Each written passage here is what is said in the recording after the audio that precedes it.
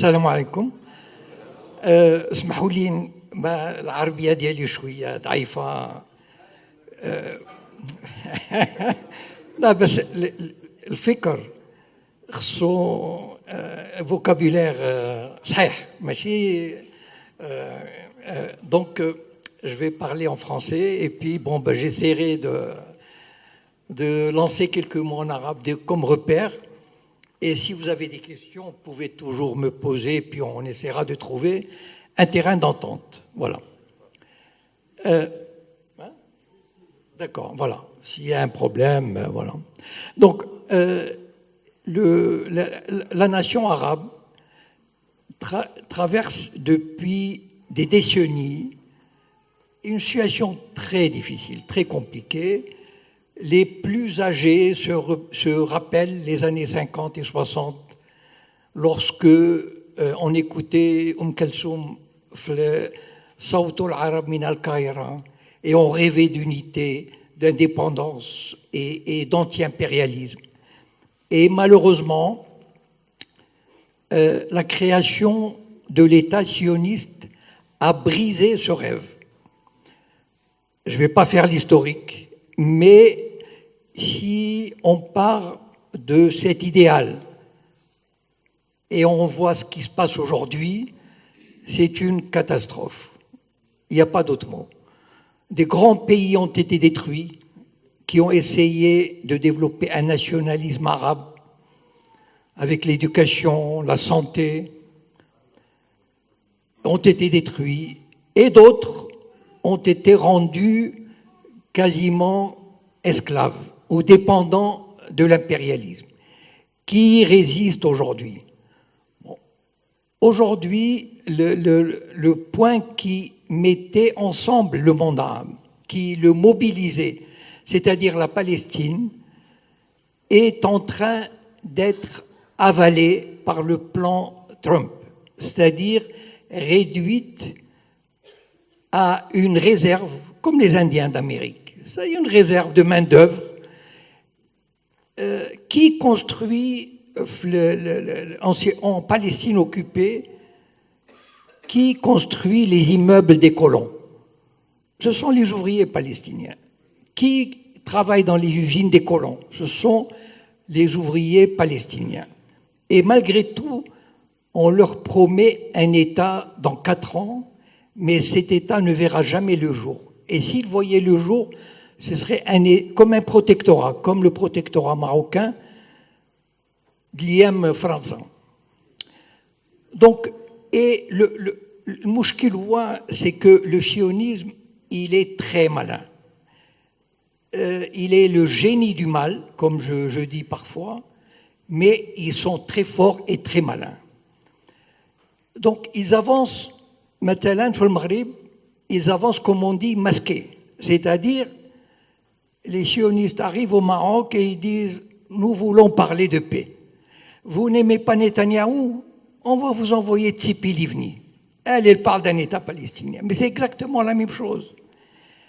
Ce sont des gens, les sionistes, par définition. Si vous voulez m'interroger, je pourrai répondre à vos questions plus tard là-dessus. Le sionisme est une idéologie qui ne peut pas vivre en paix. C'est une idéologie de guerre, de violence, de domination. Et en plus, il déteste les musulmans et les arabes. Je vais vous donner un exemple.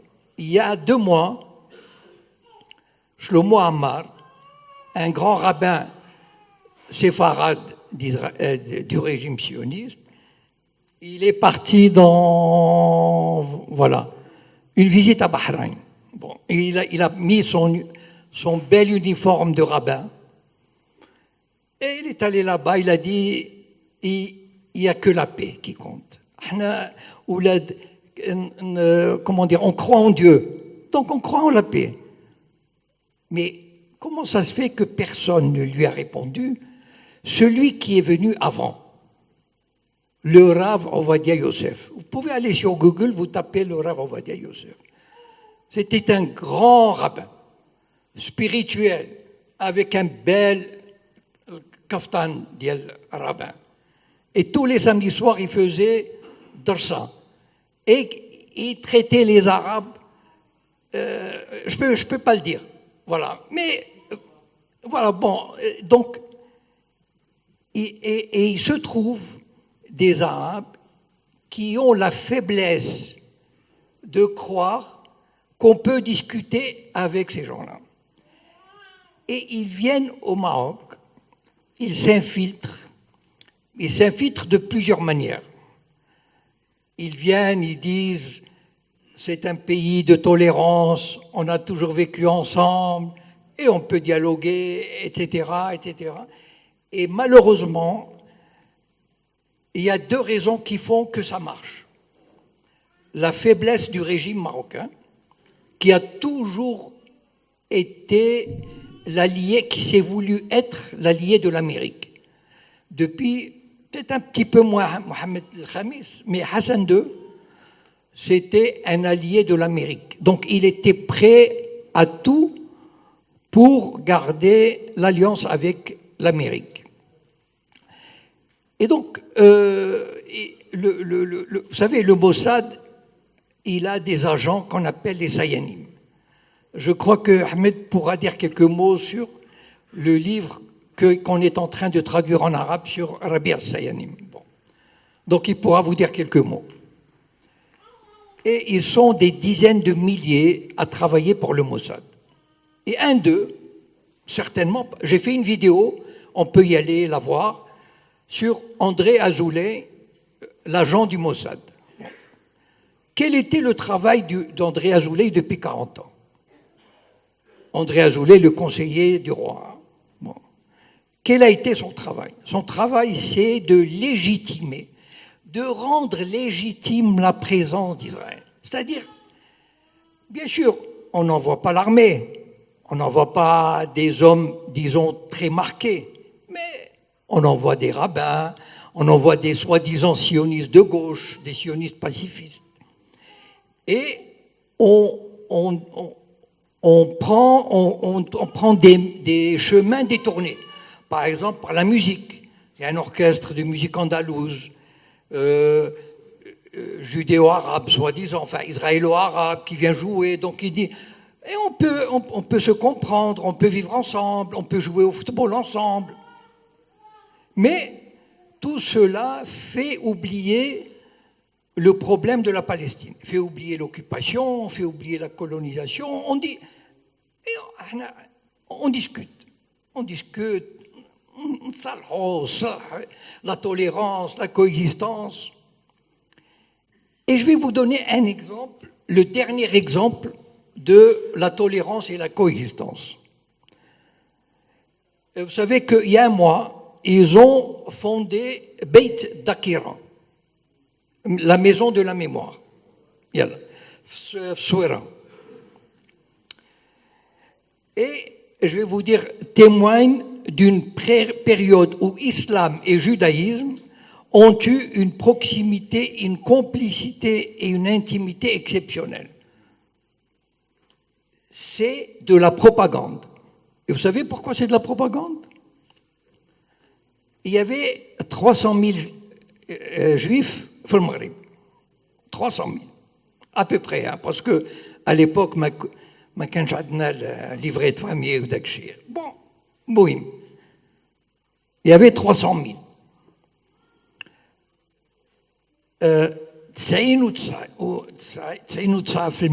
99% sont partis. Bon, il ne reste même pas 1%, même pas 1%. Bon. Ils sont partis, ils avaient leur raison. Je veux dire que quand une minorité aussi importante quitte un pays, c'est qu'ils avaient des raisons, ou alors stau. Or, comme les Juifs, ce n'est pas des fous, donc ils avaient des raisons. Bon. Alors, la coexistence dont ils parlent, ce n'est pas vrai. C'est de la propagande. Et je vais vous dire pourquoi c'est de la propagande. S'il y avait la coexistence, vous savez que le régime sioniste a réclamé des milliards de dollars aux pays arabes, dont le Maroc, parce qu'il prétend, le régime sioniste prétend que ces juifs ont été expulsés et leurs biens confisqués, comme les réfugiés palestiniens. Si on avait vécu en harmonie, vous venez après réclamer des milliards, parce que c'est pas vrai. Moi j'ai vu les juifs partir, ils ont vendu leur maison, leur magasin, ils ont même emmené leurs meubles. Chez moi, mes parents, ils ont retrouvé leurs meubles là-bas. Donc c'est pas... Voilà. Mais voilà la propagande, comment elle s'insinue pour faire croire à un passé mythique de coexistence qui n'existait pas. C'est pas qu'on a mal vécu, on a globalement bien vécu. Mais il y avait des problèmes. Et je n'ai pas du tout l'intention d'en parler parce que ce n'est pas le sujet. Mais le grand révolutionnaire Lénine, il disait les faits sont têtus. C'est-à-dire les faits. Comment on dit les faits? Voilà. Et ils sont têtus. Si les Juifs sont partis à 99%, c'est qu'ils avaient un problème. Donc, cette histoire d'entente, d'harmonie, ne sert... À quoi elle sert? Elle sert à créer un mythe d'entente, comme quoi on va vivre ensemble, on va échanger, mais oubliez la Palestine, c'est loin, on va trouver un règlement, on discute, et tout. Voilà la propagande sioniste, le piège sioniste dans lequel il ne faut pas tomber. Le sionisme est synonyme de guerre, d'apartheid, de violence, de domination. Et si vous avez des questions là-dessus, je pourrais vous répondre avec plus de précision. Et wa shukran.